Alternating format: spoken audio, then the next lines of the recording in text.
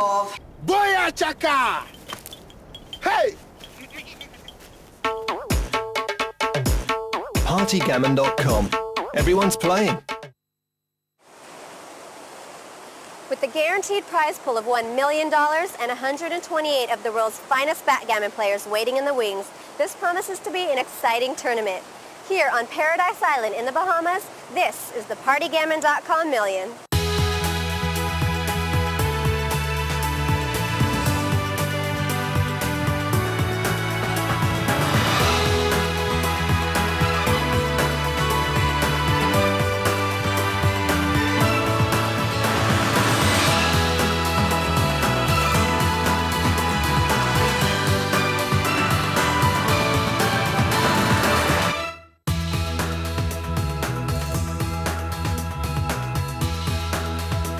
Welcome to the Atlantis Resort for the PartyGammon.com Million.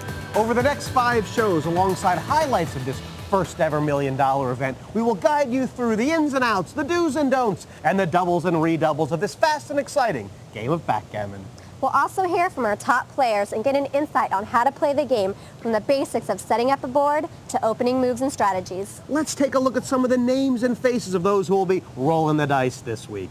From the old school, like Londoner Shino Kazuhiro, Kent Goulding, #1 Knack Ballard, Mike Svobodny, Bill Roberti, and backgammon guru Paul McGreal.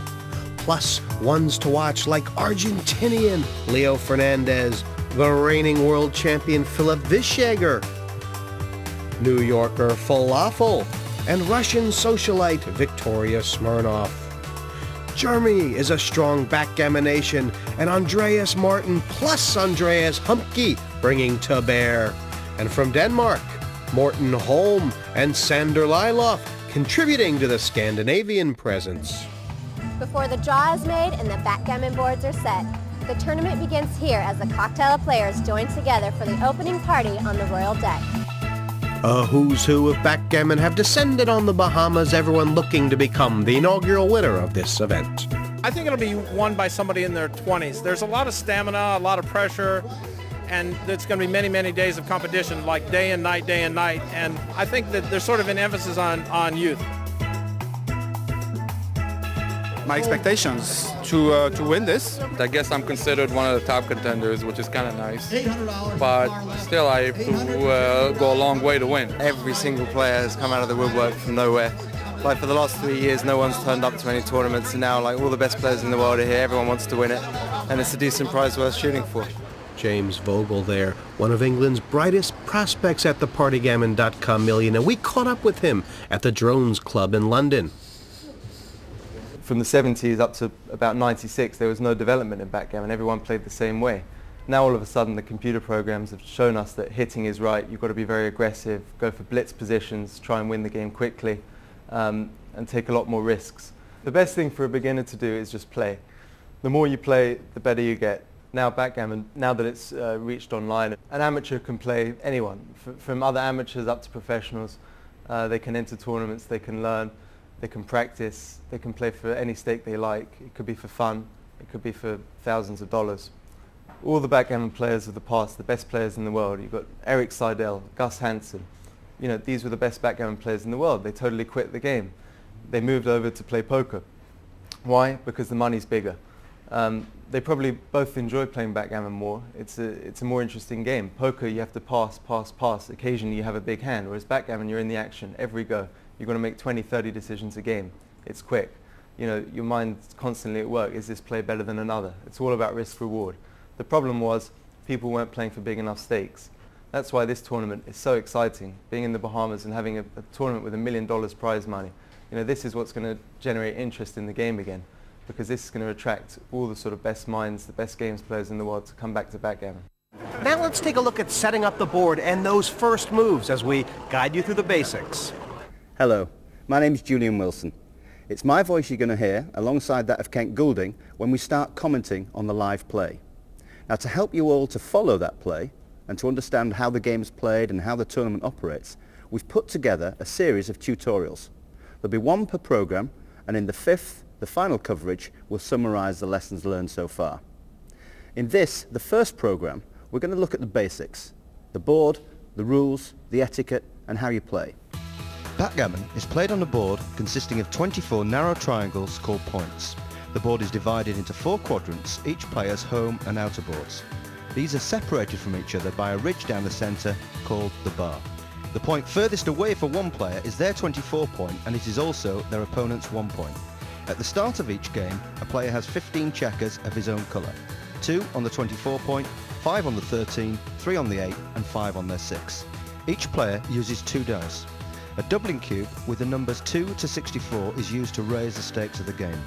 The object of the game is to bear all your checkers off before your opponent. You cannot start to do this until all these checkers are in your home board.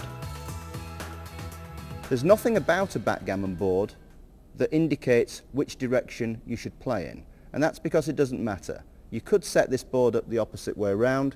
In this situation, red is playing anti-clockwise from here, round to his outer board and into the home board.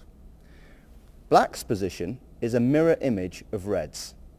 So he has 2 points furthest away, 5 on the midpoint, 3 on the 8 point, and 5 on his 6 point in his own home board. These 2 stones are 24 pips away from their home. These 13, these 8 and these 6. If you added all of those up, the number is 167 points or pips away from home. So we've established that backgammon's a race, but it's a race that can be won in one of 2 ways. You can run faster than your opponent, that means rolling higher dice, or you can prevent them from escaping, blocking and hitting. The great players know which strategy to use, when and why. Let's get you up to speed on some backgammon jargon. When a single checker is on a point vulnerable to being hit, it is called a blot. To hit is to knock off your opponent's blot by landing on it and sending it to the bar. Shot, a chance to hit. A single shot or direct shot is a shot at a blot 1 to 6 pips away. To slot is to leave an unprotected checker on a point. To split is to separate 2 checkers that were on 1 point. We started this tournament with 128 players. We've met some of the names and faces. Let's see how they got on in day 1 of the PartyGammon.com Million. Round 1 will take this field from 128 down to 64, and with a spectrum of buy-ins between $2.50 all the way up to the $10,000 mark.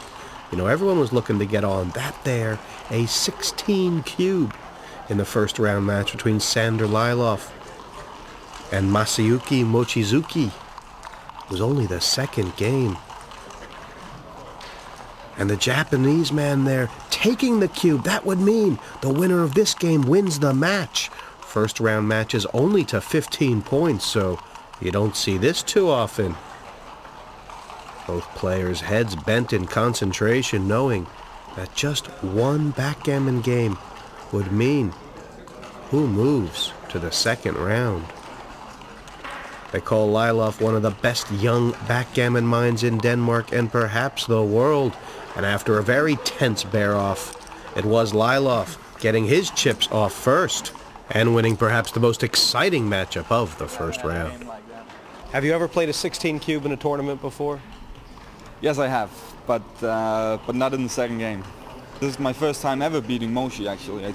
I think it's like 4-0 against me, so it was a pretty comfy win. USA's Knack Ballard has been ranked #1 in the world the last 6 years, a true giant of the game, still happy to make it through the first round. I was down for most of the first half of the match.